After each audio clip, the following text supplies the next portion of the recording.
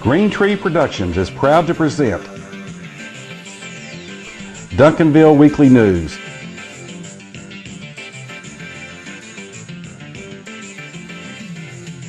It's the good news just for the City of Champions, Duncanville, Texas. And now, here's your host, John Thompson. Hello, world, America, Texas, and Duncanville, and welcome to this edition of Duncanville Weekly News for the middle of February 2016. Glad you're logged on and watching.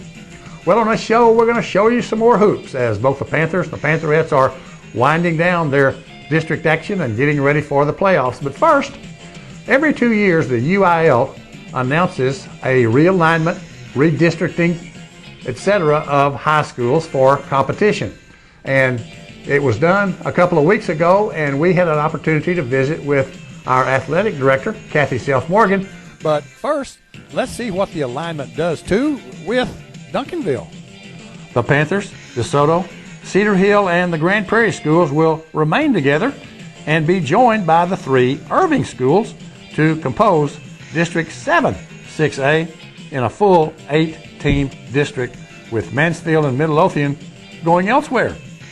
Always interesting to the longtime fans is the competition in the playoffs for my district, and of course it's going to be with 8 6A teams composed of those teams mostly off of Interstate 35 from Waco on up here. Belton, the 4 Colleen schools, Hewitt Midway, and Copperas Cove make up the district for football, but they are joined by San Angelo Central in 8 6A for basketball, but they play football in District 2 6A. Now, here is our visit with Cathy Self-Morgan. We are visiting with Cathy Self-Morgan, the athletic director at Duncanville Independent School District, and she's going to talk to us about the realignment the UIL does every 2 years. And Cathy, what do you think about the new realignment? Well, John, we weren't too surprised. We knew we'd get put back with Cedar Hill and DeSoto. It's just too convenient between the 3 schools to be together. Grand Prairie, South Grand Prairie, it all makes sense. We're always excited about change. And the other 3 schools that have joined us from the Irving district, I think are going to bring a good change. We were with them, back in 2000 or 2004, you might remember. It was the last time you lost a district game, that's all I remember. Oh, to MacArthur, yes. That would have been Alexis Jones' sophomore, junior, and senior year. That's right. That was the last time. And she's no longer there. And in fact, her brother graduates this year too. So we're excited what this new district is going to bring. It'll be fresh to have 3 new teams in. And I know that all of our sports can compete, and all of the teams in the other schools can compete at our level. Cathy, it looks like we're going to be on I-35 for my district a lot. What do you think? I'm good with it. I like being in District 7 and able to compete against District 8 for by district. You know, everything, all the sports, it's the same sports, but it's a little bit different style of play down that way once you get out of this Metroplex area. So we're always really excited to head down there or have them head up here and get in good by district games. At least we're not in a district with Abilene or Tyler or Longview. Absolutely. Remember those days when we traveled to way up there to San Angelo, to Abilene, to Midland. Yeah, Midland. Just crazy days. So taxing on our finances and travel budget. Well, so Cathy, when you realign like you do every 2 years, I guess you athletic directors and maybe principals and superintendents get together and set rules for the district? Yes. In fact, the day of the realignment, the football coaches all circle up and do a draw for the order and there or home where they're going to play each other for this district of 8 teams. And then the UIL appoints a principal from the district to have the first meeting. So we all show up for a meeting, and then they vote on which principal is going to be the district chair. And then we have a meeting again with all the sports head coaches that go into classrooms and decide their sport rules for the next 2 years. And then we bring all those together, and then we present them back to the principals for their acceptance, that we've got everything in order and all the I's checked, T's crossed, and that we're going to have a smooth transition into this new district for 2 years. Okay. So the work has just started so far as the realignment is concerned, correct? Football's done. Football that day finish up their preseason scheduling, and so they're all set. I've already had basketball coaches again calling me and saying, I'm sorry, we're not going to play you next year. So I'm scrambling to try to find my open dates to fill. And I would guess that so is boys basketball, volleyball, all of your first semester sports are currently working hard to get their schedule filled. So the sports that are in season, we've got other things we've got to take care of. You may not want to answer this question, but are you going to schedule Bishop Lynch next year? No. Well, Kathy, is there anything else coming up this year that people should know about? Oh, we've got a lot of things coming up, but one of the most important to me, dear, to my heart, is the sound system over the Sandra Meta Arena. We get complaints about it all the time, and last April the school board voted to give us the money to get it fixed, and we finally got that all lined up, and they're going to come in April and shut down the arena for 10 weeks, I believe, and get it fixed. So we're looking forward to a great sound system this next year and from then on. Yeah. I know that a lot of people are going to really appreciate that. Yes, absolutely. Well, listen, thanks for being with us, and best of luck as you head to the playoffs here pretty soon. And I've already made my reservation in San Antonio. I don't know about everybody else. But All right. Thank you very much, John. We want to thank Cathy Self-Morgan for taking the time to explain that to everybody. It's now time for some hoops, and we're going to get to them right after this.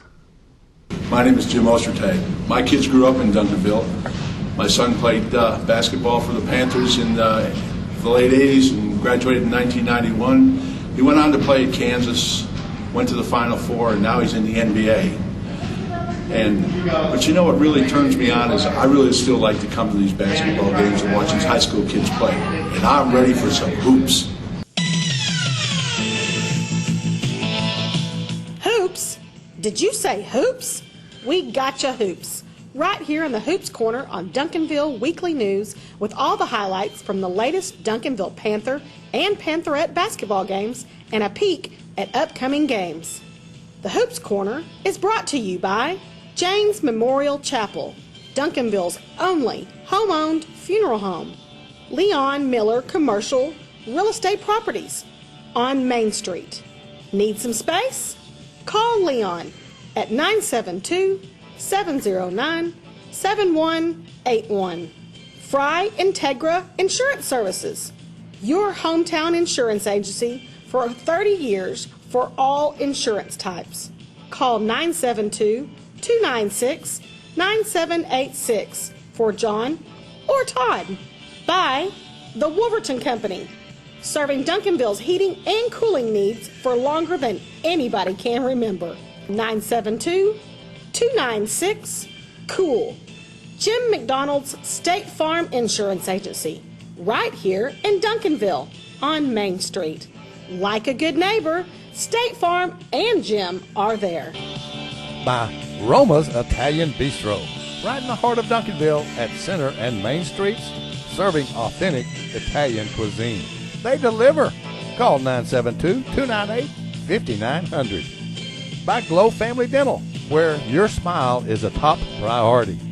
They are right here on Wheatland. By the Duncanville Parks and Recreation Department, where they have something for almost everybody, almost every day. And by Ambit Energy. You have power options. Call energy specialist Don McBurnett at 214-918-9981. You'll be glad you did. And now, in the Hoops Corner, here's John with all the Hoops highlights. Hello, Duncanville basketball fans, and welcome back to the Hoops Corner. Well, both the Panthers and the Pantherettes are winding it down and getting ready for the playoffs. And let's get right to the highlights and start this week with the Panthers. They had 3 games since our last show, and here are the highlights. Friday, it was over to South Grand Prairie to play the Warriors, a team that's bound for the playoffs. And Jalen gets it started with a travel and a floater, and then Ty does a give and go with Jalen for 2 more. Said curls in a three-point shot. Then hits nothing but the net on this three-point effort. And after one, the Panthers lead 16-11. Sid's on a roll as he drives and scores. And is fouled early in the second period. Willis Jones gets on the board with this multi-rim bounce shot. And Kobe scores on a break. Ty beats his man again, but the Panthers go cold and at the half lead by only 3. In the third quarter, Jalen snares a block shot, scores, and is fouled.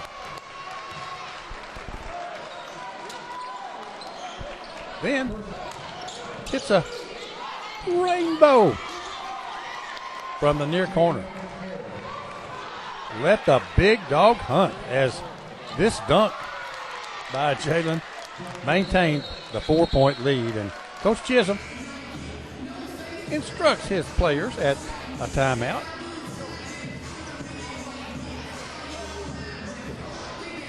Willis gets it over to Dex, and he drains a three-point shot from the far corner. But after 3, it's 46 apiece. Sid opens the fourth with a nice drive and jackknife basket. South has the height, and their advantage was taken care of really in the waning minutes as they score on a rebound and block and take the ball.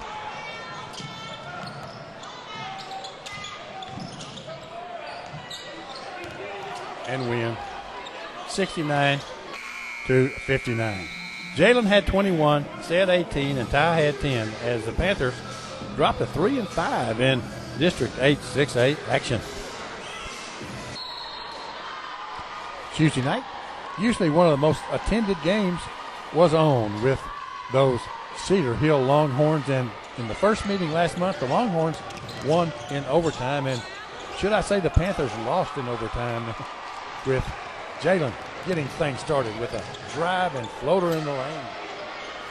Dex hits a three-point shot from the corner, and then Jalen again from just inside that arc. Then he makes a great defensive play, blocking a layup and getting it ahead down the move for a snowbird. Dex again. 3 again. And after 1, the Longhorns lead by 1.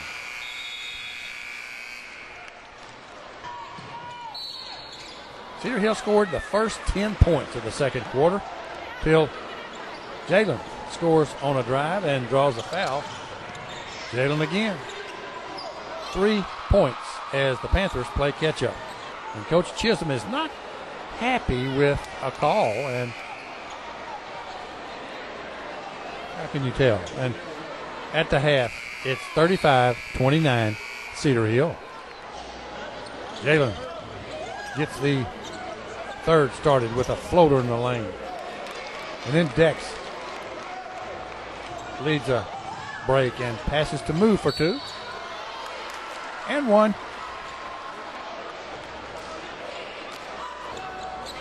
Dex then hits another three-point shot from the corner. And Ty makes a nice drive and hoop.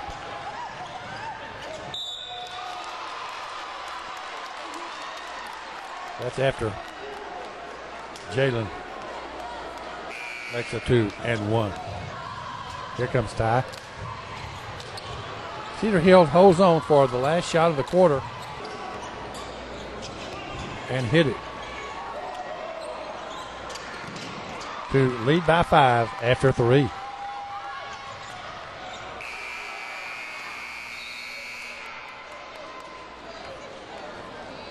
The Panthers get hot, and this three-point hoop by Jalen gives the Panthers the lead 2.5 minutes into the fourth quarter. Jalen's free throws keeps things close with a minute to go. Jalen drives and passes to Ty for the tying basket with a half a minute to go. Cedar Hill couldn't score, so to overtime we go at 70 apiece. Cedar Hill scored first, but Jalen answers on a rebound. And then when Ty gets hammered on a layup attempt, there were some serious concerns. And he had to be carried out to the medical center.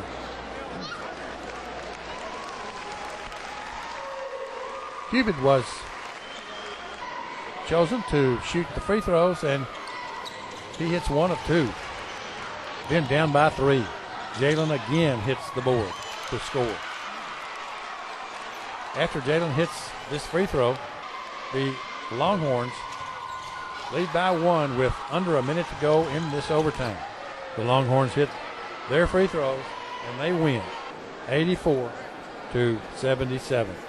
Jalen had 41 and Dex 11 as the players circle up together and pray for Ty and a quick recovery.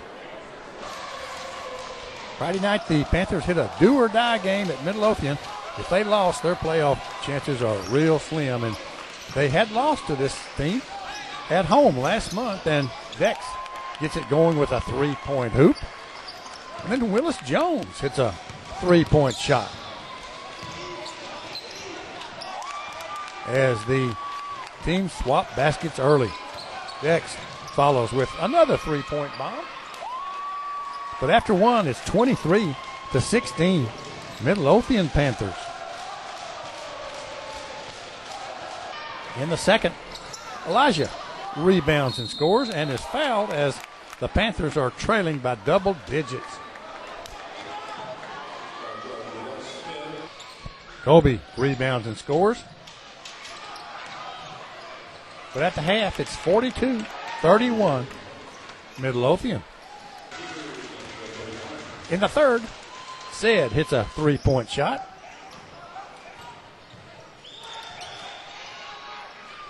And then stops and pops a 16-foot shot as the Panthers still trail by double figures midway through the quarter. Willis makes a quick move and makes a basket. And after 3, the Panthers' deficit is 8. A very memorable fourth quarter was started by Jalen on this play. And Kobe has the ball and scores and draws a foul. Later, Sid misses a free throw, but he steals and is fouled, and his free throw after the basket tied the score at 56 with 4.5 minutes left. 2 free throws by Jalen put the Panthers ahead. Willis again, as the Panthers are beginning to pull away, believe it or not. Then Jalen nails a 15-foot stop and pop. And Kobe shoots and hits. The final free throw. And Midlothian was just going to inbounds the ball and let the clock expire, but Jalen intercepts and makes a lonesome dunk that will discourage a Jayhawk visit. And with the Panthers outscoring Midlothian 32-6 in the fourth quarter, they win 76-58. Jalen had 19, Sid 16, Kobe 14, and Dex had 10 in a well-balanced scoring attack as the Panthers hang on for a playoff spot. Each team in District H6A has either 2 or 3 games left, and here are the current standings. DeSoto suffered a loss to South Grand Prairie, so now it's DeSoto. South Grand Prairie and Cedar Hill left vying for the district championship without some major upset. The Panthers are going to finish in the 4th spot and make the playoffs and play Trinity in the first round. Midlothian, Grand Prairie, and Mansfield are looking forward to baseball. So the Panthers have 2 games left, and here's where they are and when. On Friday night, the last home game for the Panthers will be versus those Grand Prairie Gophers.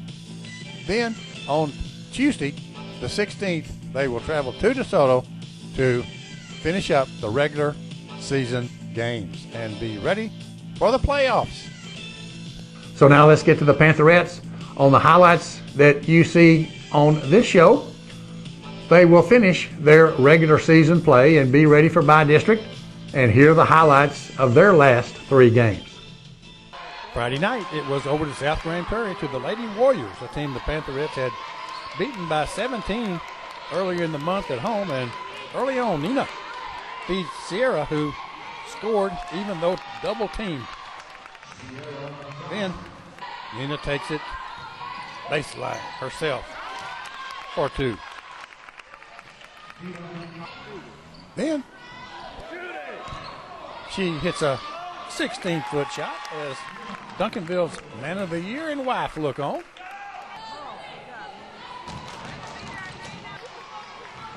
On a break, Faye gets it to Tay for 2. And then Zay nails a 3-point shot. And after 1, it's 18-10, Pantherettes. In the second, Zay hits a floater down the lane. And Rosie first makes a good pass to C for 2. Then hits an 18-foot shot as the Pantherette lead stays in double figures at 30-18 at the half. In the third, Nia first spots Maddie for 2. Then hits a WNBA 3-point shot.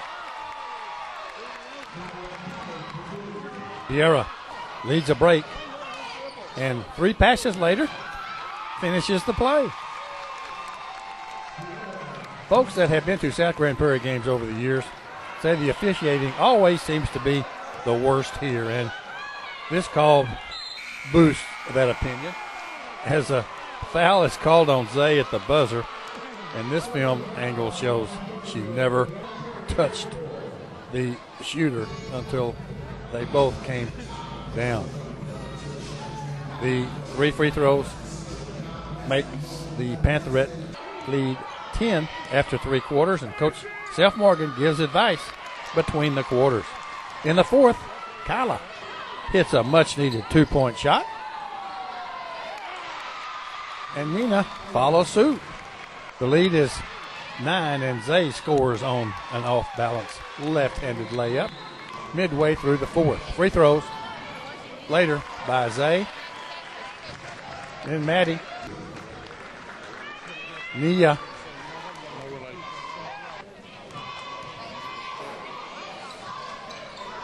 Maddie again. Seals it. 68-54 is the closest score the Pantherettes have had all season, as these are 2 of the winningest state championship coaches in Texas.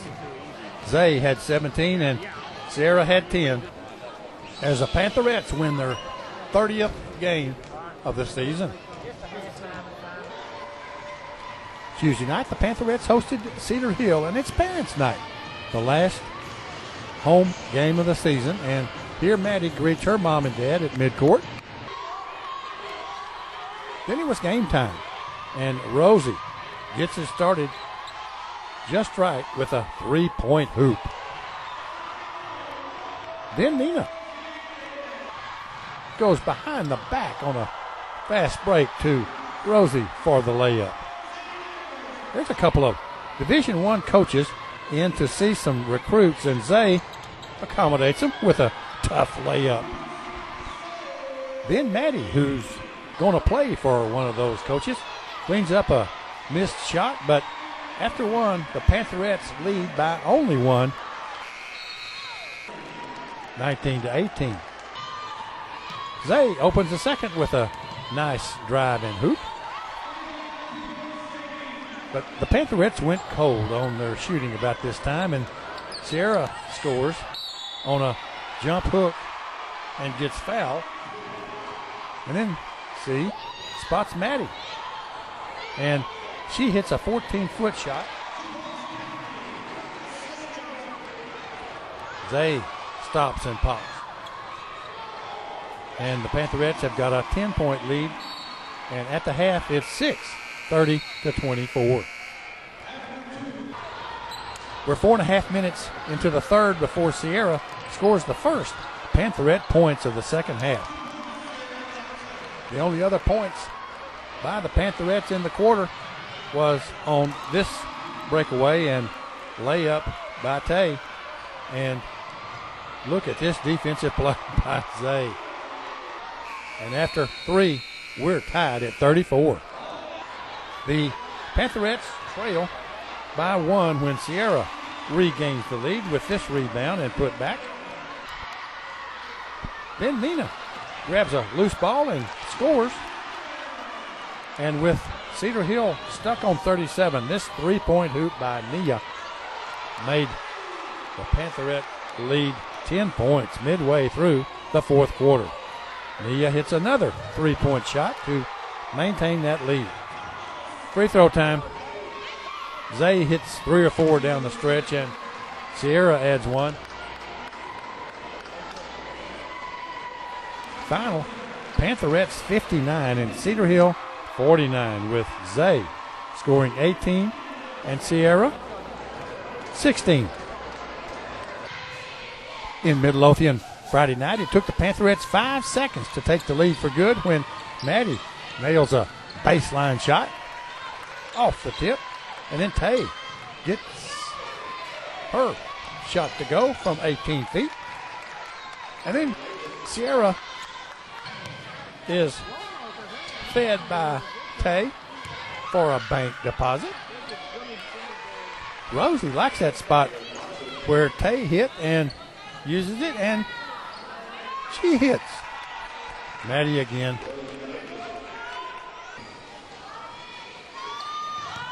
Good. And after 1, it's 20-10, Pantherettes. Nia is loose for a layup early in the second quarter and follows that with a 3-point hoop.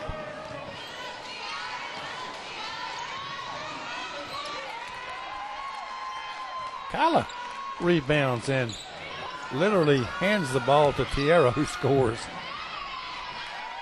Zay scores on a left-sided deal. Then rebounds and scores again.